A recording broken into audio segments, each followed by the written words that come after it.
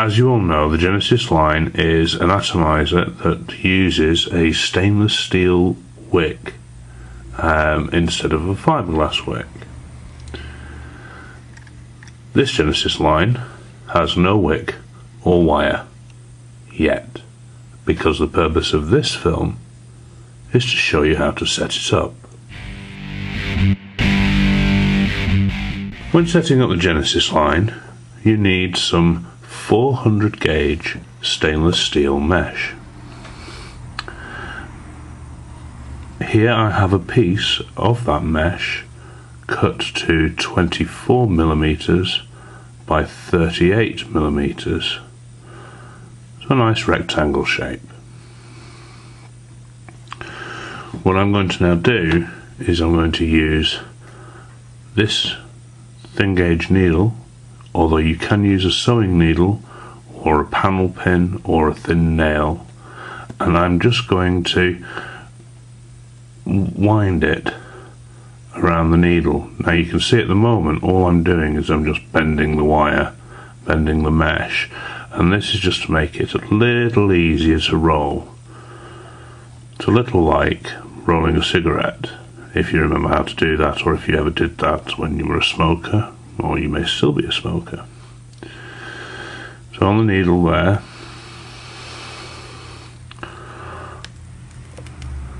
we go.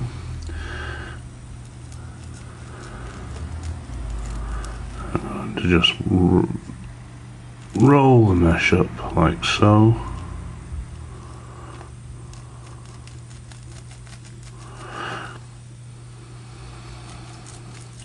Now the reason we're using a needle in the middle is when you're making a stainless steel wick, the wick does need to have an open core, a bit like a straw, and the reason for that is simply so that there is some channel for the juice to be sucked up into.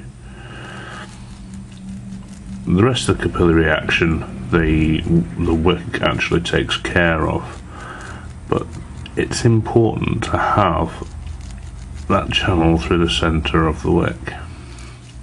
Now what I'm doing here is even though I've got it nice, round the needle just nicely, at the moment it's going to be too thick probably, or maybe not now, to go in the central channel of the line. And you see it is still too thick. So what I'm doing is I'm actually rolling it so it gets a bit thinner, compacting all of the mesh tighter and closer together, and actually bring down the outer dimension of it. Just make sure I can still get the needle in. It is vitally important that the passageway in the middle there is clear.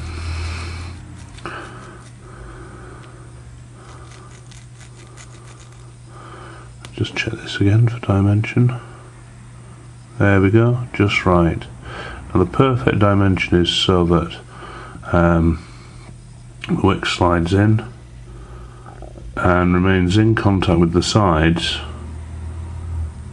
but so it doesn't fall freely, and in that way that's going to provide a perfect seal when in use. There is, however, a problem. This is stainless steel. Stainless steel is metal, and metal on metal conducts electricity. So in this current setup, when you wind your coil around it, because it's in contact with the metal body of the line, it's going to short. So what we need to do is oxidize this wick. Now we're going to oxidize the mesh, and we do that by using one of these, a Cook's butane torch. Actually any butane torch will work, or indeed if you don't have a butane torch, a cigarette lighter will work too, although using a cigarette lighter alone will take a lot longer to achieve the same result. That's only down to intensity of the flame. Now, the oxidization process works by binding an oxygen molecule to the stainless steel. So it fundamentally changes the chemical composition of the stainless steel, and that process actually removes the electrical conductivity of it. So what we're going to need to oxidize, as well as the butane torch, is paper towel, a small tub with water in it, and you'll see what that's for shortly. And I have another tub here. Now that in there is PG. I'll use that a little later. We'll just stick with the water for the moment.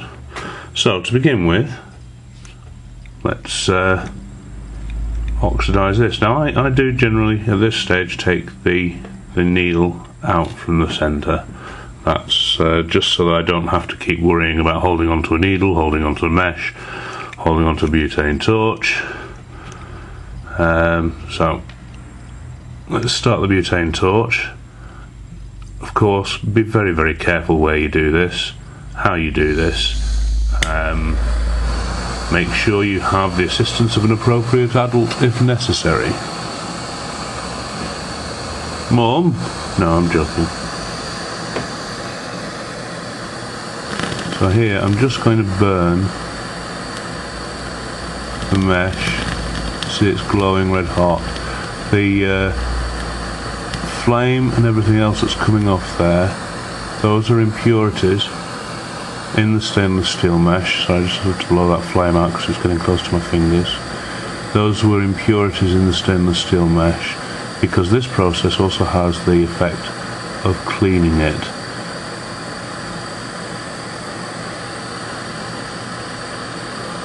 And glow that red hot, and then I'm going to douse that in water and dry it off. Now there's been a bit of a debate recently about whether you should oxidize the whole thing or not. I personally would recommend that you do oxidize the whole wick. There is a minor side effect of that, in that by oxidizing the whole wick, your juice actually might turn colour during use. That's because the oxidization will start to have an effect on the juice. I don't have a problem with that. If you do, then by all means only oxidize the areas of the wick that are going to come into direct contact with metal.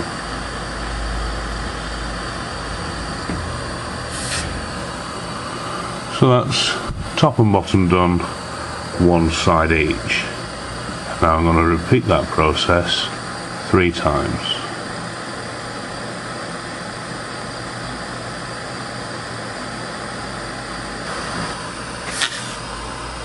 There we go. Now at this point I'm going to move the water to one side, and I'm going to use the PG. And the PG is going to be used to douse the wick in. This is a tip that I got from Maz. Got a lot of respect for Maz. So I've never heard of doing this. I normally would soak the wick in PG and then light it, but using the PG to douse the wick in, stroke of genius.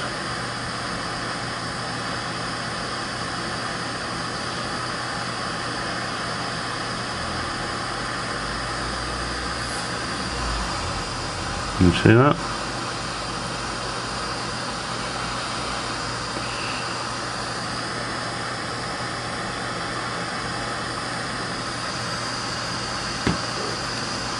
Blow the flame out.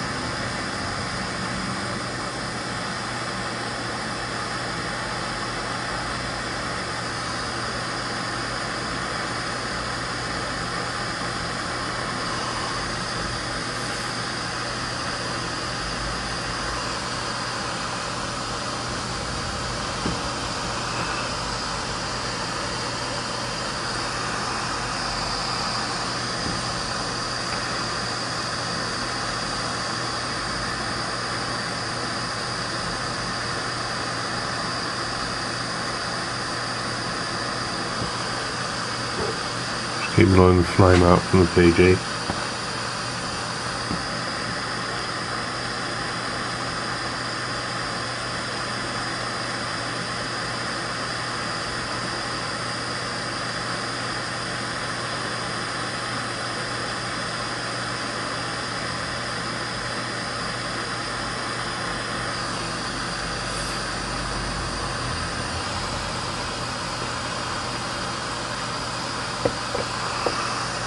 Okay, do this one more time.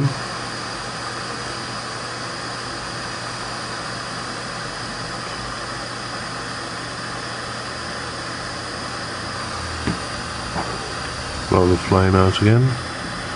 You need to be really, really careful with this. I'd hate to think of anybody burning their fingers.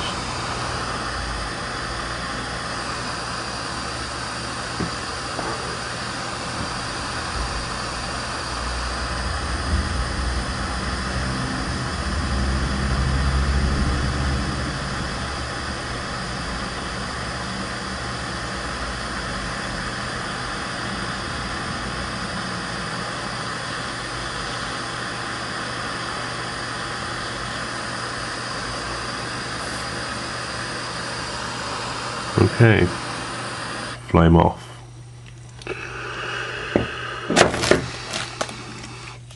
So, have a look at the wick here now. That whole process has turned the wick black. Make sure the camera focuses. It's turned the camera black. Turned the wick black. Now, it's also made it hard. So it's a bit more like a pencil lead in texture. What I'm going to do now is just going to burn off the excess PG that's left in there using a cigarette lighter. Now the yellow flame is useful, and in fact you want the yellow flame to provide a sooting content, and that's where the discoloration of your juice may come in. That personally doesn't bother me in the least, and in fairness it only happens when the wick is fresh.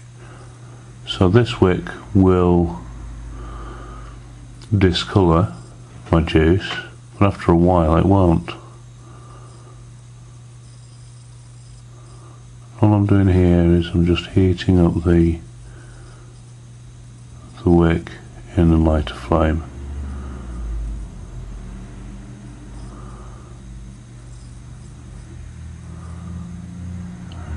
See, after a while it'll start to glow and get red.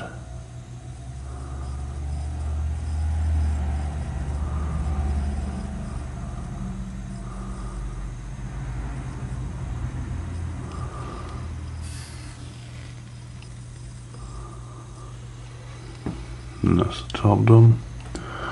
Now some people repeat this process time and time again. I don't. I only do this the once to burn off the excess PG, heat up the wick until it glows red, and then douse it in PG again.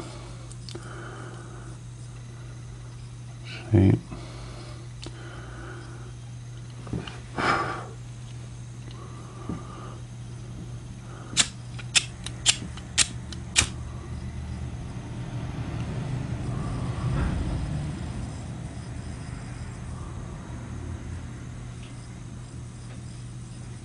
There we are, I think that's enough. And yes, I'm still dousing it in the PG, but that's because one of the other things that I learned was to make sure that the wick is kept moist. Okay, so that's the wick prepared. What I'm going to do now is take some wire and prepare the coil. Now the wire I'm using is 0.20mm camphor wire. Now to prepare it, I've cut a short piece off. I always cut off more than I actually need, but to prepare it I'm going to temper it with a flame Doesn't take much.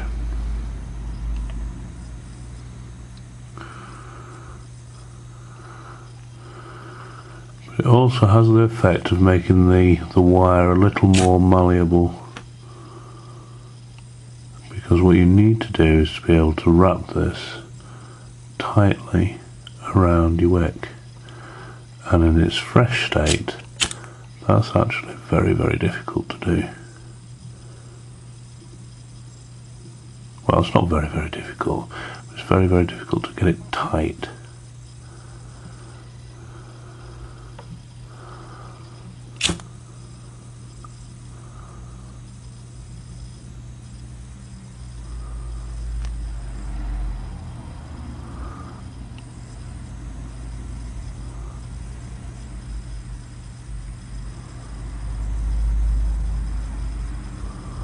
Okay, so that's the wire prepared, ready for use. Now what I'm going to do here now is take the needle again, and I'm going to slide the needle back inside the wick, like so. And I'm going to start winding the coil. I'll bring this closer to camera so that you can see. Basically, I always start with a good piece of wire. Some people struggle with the length. I don't. It's whatever you're used to. Now what I'm going to do here is I'm going to wrap 4 times around it. Now that will mean that around one side there will be 4 wraps, and around the other side there will be 3, and that is fine. What I'm going to do is I'm actually going to do this pretty tightly, so make sure that the wire is in perfect position. I don't want it to slide about. So 1, 2, 3. And with the first turn there, which I'll now just tighten off again,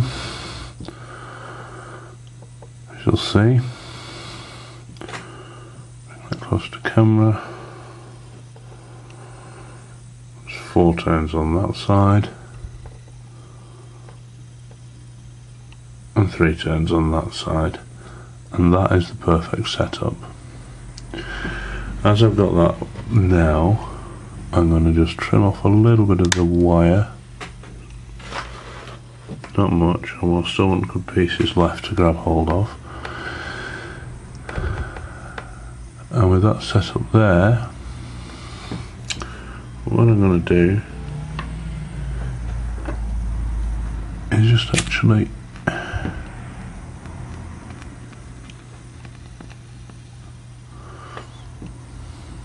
and that's the PG that's in the coil that's doing that, and that's in the wick.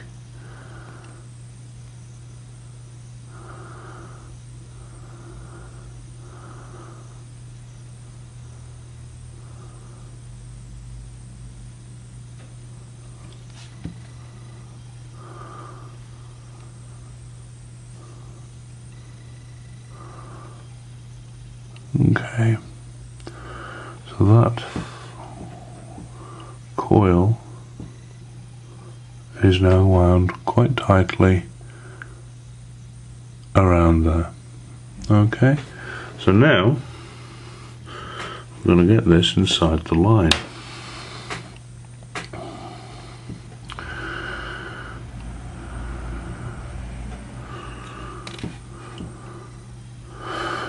I'll slide that inside there.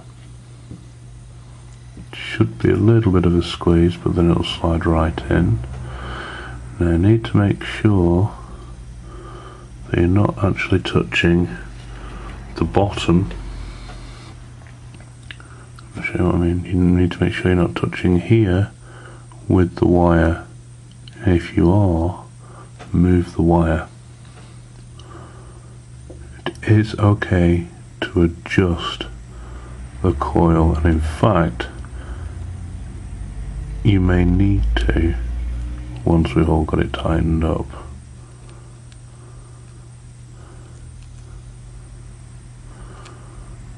Okay.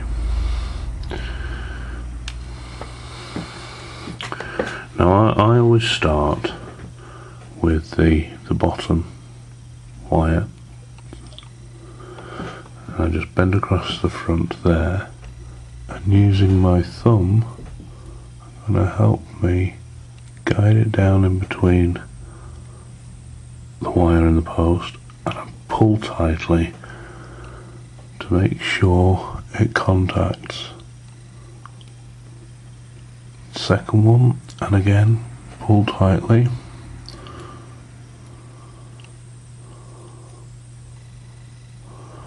And a third one, and again pull tightly. If I bring that close to camera, you should be able to see.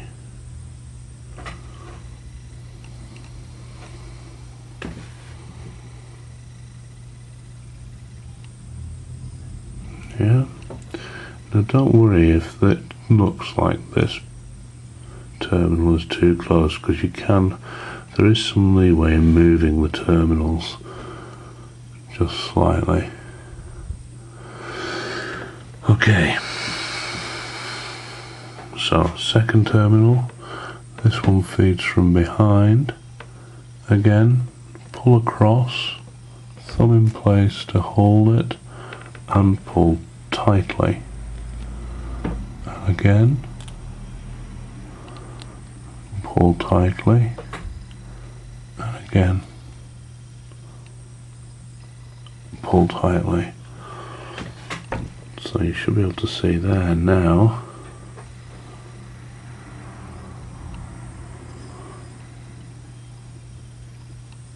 And neither of those terminals are touching the wire or the coil. The coil or the wick. You see straight through there. There's a little bit there. Is that the last winding that was? So where it's touching there is where you need to have the contact. Right. So at this stage, trim it right down, like so.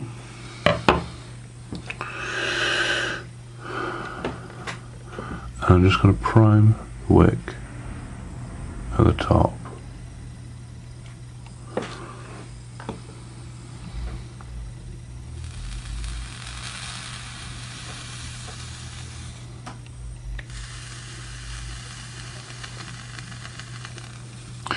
And what I'm doing now is I'm just looking for any red spots on the wire. So the capillary action should now kick in, and the red spots should not be there. There should be no hot spots because you pulled everything tight. And as you can see, that's working beautifully. No glow, nothing. So that, in my humble opinion, is ready to be vaped.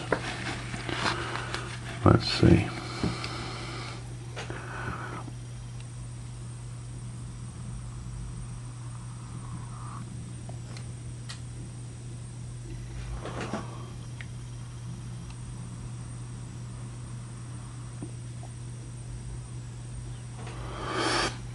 There's no shorts there at all whatsoever. That's absolutely perfect. And there you have it. The setup for the Genisis line.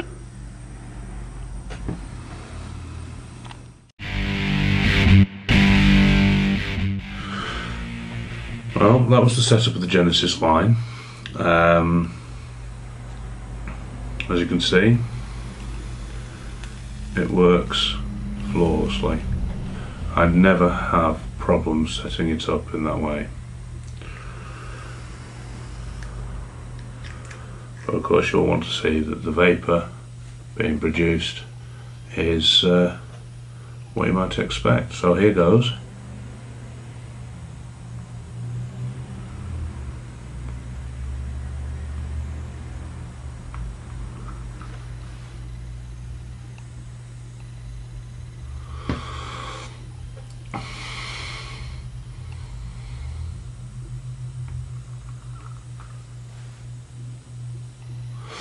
Now, one of the great things about Genesis style Atomiser is the fact that that wick preparation only needs to be done every so often. Typically, if you look after that wick, that'll probably last you months. In fact, I know of some people who have only ever made one wick and are still using that. So I hope that you found this useful. It takes a little bit longer initially getting the wick set up. However, once it's done, so it's a process that's well worth investing the time in. Anyway, so there you have it, as promised, the setup of the Genesis line.